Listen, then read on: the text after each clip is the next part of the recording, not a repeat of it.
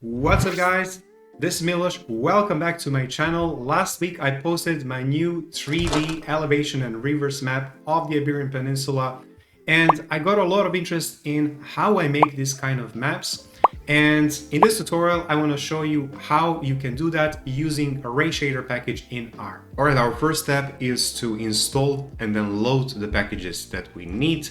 And for that purpose, we will be using the package called Pacman. So if you don't have this package, please do install it using this line. After that, we'll call a specific function from Pacman package, which is called pload, which helps us exactly do this. So first of all, install if we don't have a library, and then load it into R. The first library we will need in this tutorial is Terra, to deal with raster files, since we will be working here with the digital elevation model. Now, to call this a digital elevation model, we will definitely need the elevator package. And then once we have this, we also need to work with rivers, which are in vector format. And for that purpose, we'll be using the SF package. We will also need to cut the rivers, according to the national boundaries of the country of interest. And for that purpose, we'll be using the geo data package. And finally, one of the most important ones, of course, the rayshader package, which we'll be using for turning our 2D into a 3D plot. And then before we start, I just wanted to show you these are the packages and their versions that I will be using in today's tutorial. All right, our next step is to fetch the national boundaries. And in today's tutorial, we'll be creating the 3D elevation and river map of Switzerland. So I'll be using the geodata package to fetch the boundaries for the polygon of Switzerland. So from geodata, you can call this function, which is called GADM, which is just a shorthand for global administrative borders. And using this one, you can fetch for any country around the globe. What you need to do here is you need to provide the ISO 3 code of your country. So that's like the official internationally recognized acronym. And for Switzerland, this is CHE. If you are not sure, you can simply Google ISO 3 code for your country of interest. The next thing you can do, and this is why I actually chose geodata package and this specific function, is that you can also specify here the level. So you can, for example, go for the national level here. And in that case, I would just put here 0, which I'm gonna do. But if you are interested in filtering out specific provinces, you can also take one or two or even lower levels. You can check one of the previous tutorials how I did that. For today's tutorial, I'm just gonna use here 0. And then finally, you need to specify here what is the pathway where we're gonna download this, because this is gonna go on the local disk. So what I'm just gonna do here, I'm gonna create an object path, and I'm gonna assign to this path simply the current working directory. And then the very last step, once you actually download this and create this object, you need to actually move it, or you need to transform it into an SF object. And so you need to add this one last line of the code. We will be fetching the rivers data from the HydroStats database, as we did in some of the previous tutorials. And now I'm going to quickly show you how you can get the data for Switzerland, or more precisely for Europe. First thing, you need to go to your browser of interest and then type here HydroStats, click enter, and then the very first result here, HydroStats, you should click on it. This will take you to the general page of the HydroStats. Now, to access rivers, you need to navigate to the main menu in the top right corner and then click on the Products tab. Over here, you will finally be able to see different data products. In today's tutorial, we only need the hydro rivers. So in the main menu, simply click on the hydro rivers. This will lead you to the main page of the rivers, of course, where you can read a bit about this data set. You can also see this visualization, which I show you how you can also create using R in one of the previous tutorials. And then over here, you can also download the data. Now, there are two options here. You can either download the geodatabase, or you can download the shapefile format. We're going to go with the shapefile format. Now you need to decide where your country resides among these different regions. Of course, you can always download the global file, but it's too big. So we're going to be working with a region, or I would say continent specific ones. So for Switzerland, it's really clear. We are searching for something that has Europe in the name. So it would be this Europe and Middle East. So what we're going to do next is, you see this download button with a link, where we're just going to copy the link of this one. So on Windows, we're just going to click right and then copy link address and go back to R and then download this file to our local drive. Back in R, we now have this URL that is pasted here. And what we're going to do next is we're going to define it as a URL, which means we need to turn it into a string. And the way you turn this into a string in R is simply you add double quotation marks or just quotation marks around this. So you wrap it around. Then the next thing, we're going to download this using download file from base R. From download file, we need to provide several things. First of all, we need to provide here what is the URL. The second thing is we need to provide what is the destination file name. So over here, what I'm actually going to do outside of this download file function, I'm going to fetch this destination file name. And the way I'm going to do this is I'm simply going to use this base name function from base R, and then I'm going to pass this URL. So this is actually going to fetch this last part where you have this .zip. So we're talking here about the zip file. All right. So once we do this, we can also here provide the destination file. And then the last step here is to choose the binary mode for downloading here. So once you have this and once you download, it's a pretty small file. What you need to do next is to unzip it. And unzipping is pretty easy because you simply need to provide this destination file name, so the zip file name here, and then this is gonna unzip this on your local drive. The next step is to, of course, load this into R. Now we want to check what is actually that we just now unzipped. So what I'm gonna do here is I'm gonna enlist all the files and folders in this main working directory by using this list file. So what I'm going to see here is I have actually several files. So one is of course this GADM. So this is where we downloaded the national boundaries into this folder. Then because we unzipped this zip file, we got here instructions in PDF, and we also got to this folder. This folder is the place where of course the river file is located, and it's shapefile. So what I'm going to just do next is now expand a bit on this one. And I'm simply going to provide here exactly this name of this folder so that we see what are the contents of this folder. So I'm going to paste it here, and I'm going to also do it like this. And then I'm specifically going to be looking for a pattern where there is a shapefile mentioned here. So SHP. And of course, I'm also going to say here, I want also full names so that we also see the path here leading to it. All right, and then I'm just going to expand this so that you can see what is actually the name of this file that we're looking for.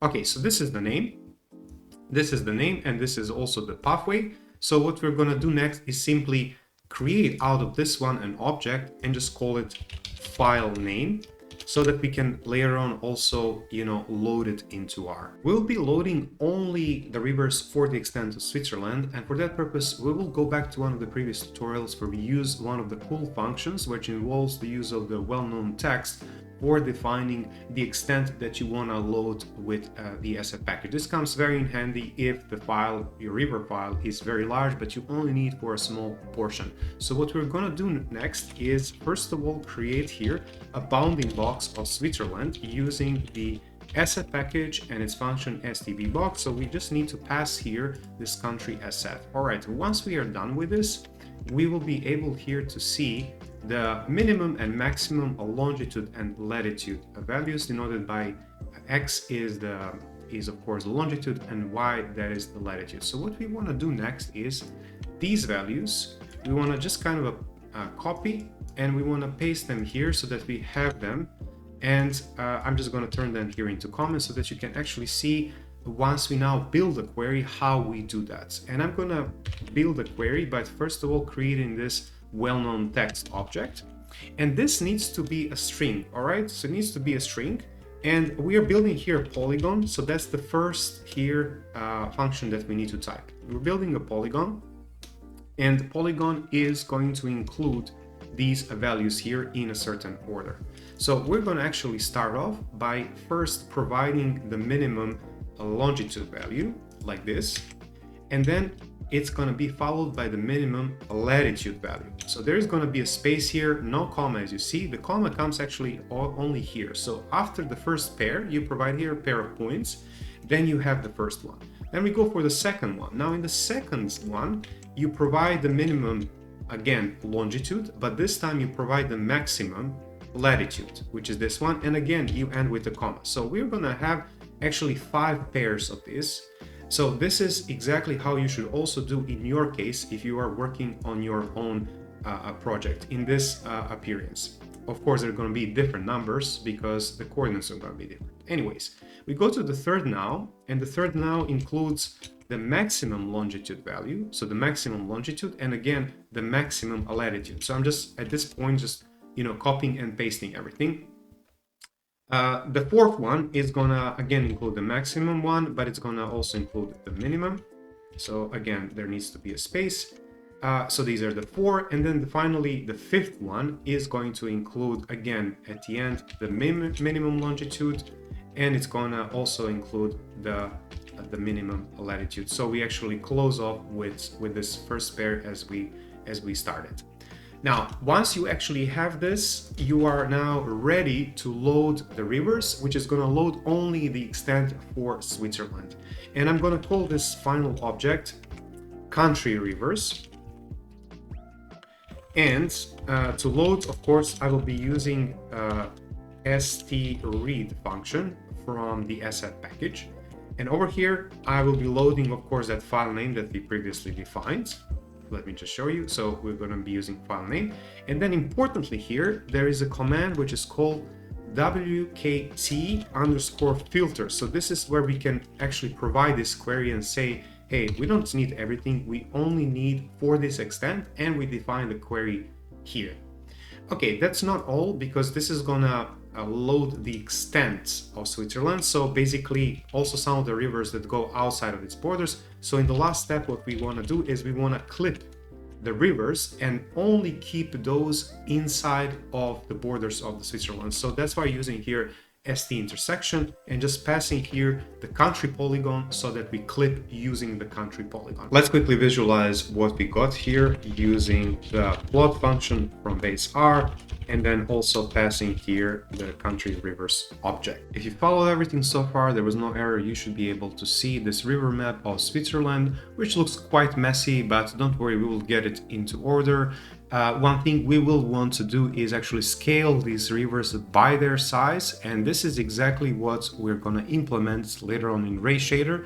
And the final map is going to be much clearer, accentuating only these largest rivers. We'll be determining the width of the rivers using a specific column here from this table, which is called ord flow. And this one just simply puts the order of appearance. So the smaller the number, the larger the river is. And in the next step, we will just apply to this a logic, which is going to help us create widths that we will later on also call in rayshader. Let's first determine what exactly are the orders of rivers that exist for Switzerland. And to do that, we will first of all sort the unique values from country rivers, and specifically from that column that we previously seen, which is called ord flow. All right, so then if I actually run this, you will be able to see exactly what are the orders here. So we have rivers order 3, 4, 5, 6, and 7. So these are the ones that we will be using for then defining the width of the rivers.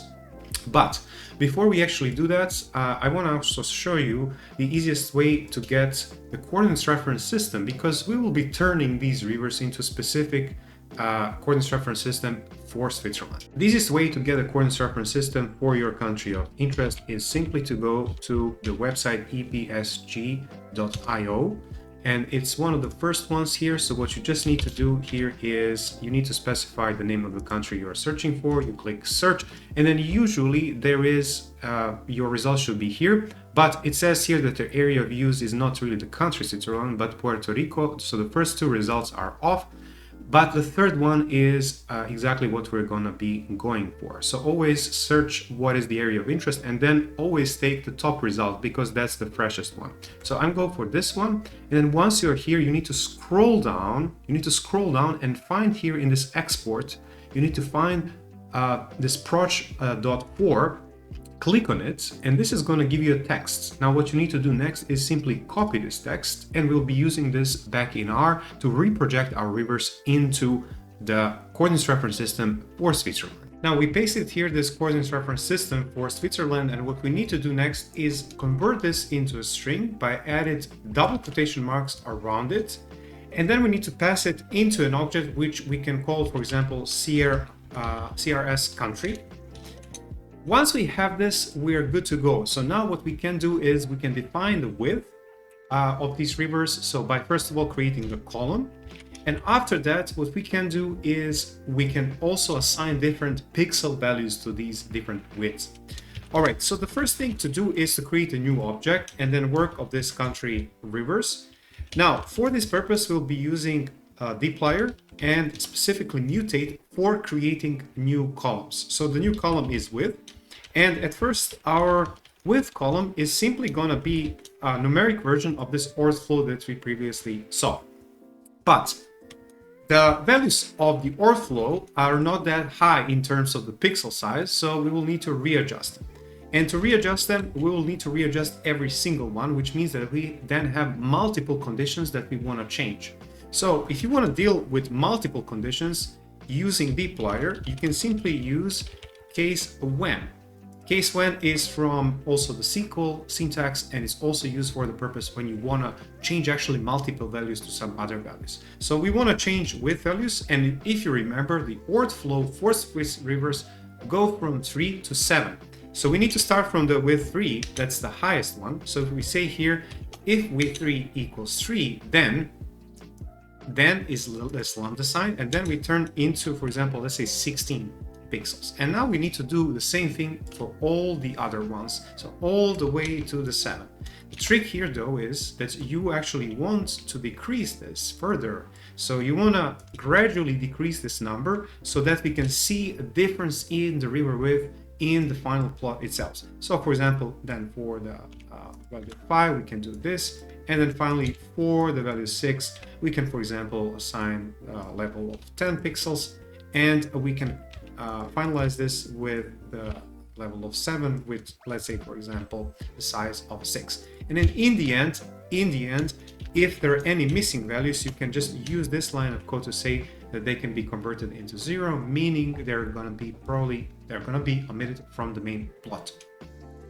All right, and once we are done with this, two last steps are the following. The first one is simply making sure that this is going to be an SF object. So basically coercing this final object into an SF object. And the second step is to transform. So transform into this new coordinates reference system for Switzerland. It's time to fetch the digital elevation model, and for that purpose we'll be using once more the elevator package, which has a convenient function getElevRaster for getting for any part of the world. So we're going to first of all define what are the locations for which we are getting this, and this is going to be, of course, our country SF object. The second one is the zoom. This one is a bit trickier. I'm going to go for actually a very high zoom, so this offers high detail, but keep in mind that Switzerland is territorially a small country. But if you are working with larger countries, I would highly encourage you to decrease this number as much as possible. And then finally, I will here define the clipping method. So this one makes sure that I get the digital elevation model only for the borders of Switzerland and not outside of it. Okay, once we do this, the next thing is to transform this into a Terra Rust object, because it's simply easier and faster to work with Terra. And to do that, you just need to use this simple function from Terra, which is called Rust, and which is also used for loading raster files. And then finally, we also want to reproject this one into that coordinates reference system that we use also for rivers, so that we actually have a match here. And this one is called CRS country. Once this is done, you want to make sure that then you transform this object into a matrix. And the reason why we are doing this is that a rayshader accepts matrices. So within rayshader, there's a very convenient function to actually turn this raster file into a matrix. And this one, it's called raster to matrix. We simply need to pass here this dem country and it will be done. All right, we have the Swiss rivers, we have the digital elevation model for Switzerland, we are finally ready to render the scene. So let's actually start writing this code with the help, of course, of rayshader. The first thing we want to do is we want to use this matrix and put it into a pipe. And then we can call a rayshader. The first thing is to create a height shade for our elevation. So we simply need to use height shade argument from rayshader. Now over here, what we need to do is we need to create a texture for it. And to create texture, we can simply use this color ramp palette from base R. And then we need to provide here how this is going to be painted. So what is going to be the color of the elevation. So my idea in this tutorial is that we go for, as we did in the case of that Iberian example, go for the warm colors of the elevation. So these would be those warm colors. And then go for, of course, the blue color for the rivers, which is cold. So we have actually a nice contrast, but again, making sure that there is indeed a contrast. So we'll be using these colors. So this lighter colors will be signifying, of course, the lower areas, the lowlands, and then these darker ones will be indicated hills and mountains. Of course, what we can do also here, we can further increase the number of these values, so making our palette even more beautiful. Okay, once this is done, we can go ahead and add our main overlay, which is going to be the rivers, of course. And to add overlays, we can use add overlay from rayshader. Now, these rivers are of specific type, so they are actually lines. So we need to use a generate line overlay. Embedded, of course, in this add overlay. To add the rivers, we need to do several things. The first thing is we need to say what is the object that we're going to be using. Of course, this is that last one that we created, country river width. That's it. Then we need to define what is the extent. So where is this going to be located in the scene? And over here, what you want to do is you want to add this raster object here, and then the rayshader will use this as an extent. All right, then of course you need to define here what is going to be the height map, so that rayshader knows how to position rivers against this extent. And for that we will be simply using this matrix that we previously created. Okay, this is not everything. One other thing that you need to do here is, of course, define the color. And we do want to define the color, so here I actually went for a bit of a light blue color, as you can see, which provides a very nice contrast to that very warm elevation palette. Okay, and then what else can we define here? Well, definitely width. We spent a whole section on defining width, so now is the time to actually put it into play. And what we just need to do here is we need to call the width like this. So we need to call the width like this. Okay, so we define now the color, we define the width, and also other things. The very last thing is, how do we know what is the width, where this width comes from? Well, to know that, we simply can tell also rayshader that there is a data column width, and it's called width in this data set. Okay, so the very last thing here is how transparent we want the rivers to be versus the elevation. Well, I would like the rivers to be completely visible, so I'm using this alpha layer argument here, and I'm saying 1, which means 100% visible. If you put it to 0, your rivers are going to be completely invisible. Everything in between is just a different level of transparency. Now that we defined our main layer, the very last thing is to tell rayshader that we want to create a scene out of this. And to create a scene, you simply use here plot 3D function from rayshader. So over here, again, we need to call this matrix, which is going to be our height map. Then we need to define for the elevation, how rugged elevation is going to be. So if you choose 1, it's going to be very rugged. And as you increase the number, it's going to be less and less rugged. Now, in the case of, for example, Switzerland that we have, it's a mountainous country. It has heavy mountains. We want this to increase a bit. So I'm just going to go here for, let's say 20. But definitely you need to play with this and see what works for you. Another thing I want to do here is in the main scene, I want to basically turn off any edges around the plots. And then I definitely want to have the lights. So I'm gonna turn on the shadows, but only of course for the object, not for the scene. And finally, I can also here manipulate how dark the shadows are gonna be, which goes from 0, meaning a very dark shadows, to 1, which means very, very mild. You can also choose the background of your scene that's gonna help you see better or worse. So the default one is actually very dark gray. I'm gonna opt for white. And then you can also here define the window size of this rendered object. So for the window size, what I like to do is I like to take the window which is of the same size. So let's say 800 by 800 pixels, or maybe even better, let's say 600 by 600 pixels. And because that allows me to then easily decrease or increase the focus. And speaking of focus, this is managed using this zoom function here. So zoom goes for completely zooming in, which is zoom 0, and to completely zooming out, which is the zoom of value 1. I'm gonna first of all go for something like 0.5, and then later on I can decrease that. Phi is actually the degree of angle of your scene. So how are you gonna see those spikes? So 90 degree would be completely normal, and 0 degree would be completely horizontal. So I'm gonna go for something closer to 90 degree, which is, let's say 89 degree. And finally, this is how much you wanna tilt the degree around your plot. I don't want it to be tilted, so it's just gonna be the standard view.